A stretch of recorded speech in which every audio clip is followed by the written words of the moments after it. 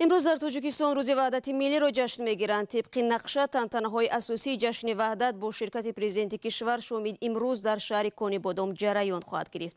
تجلیل این سنه بعد آن شروع شد که سال 1997 پس از 4 سال مذاکرات نمایندگان حکومت با اتحادیه نیروهای مخالفین سازشنامه صلح را امضا کردند.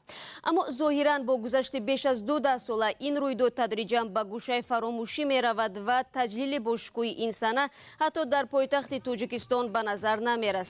عبدالمجید دوستیف سابق همرئیس کمیسیون آشتی ملی در سر زدن جنگ شهروندی همه آدمان بالغ آن زمان را گناهکار می‌داند و میگوید بهتر است اگر آن روزهای دهشتناک هر چه زودتر از یادها برود.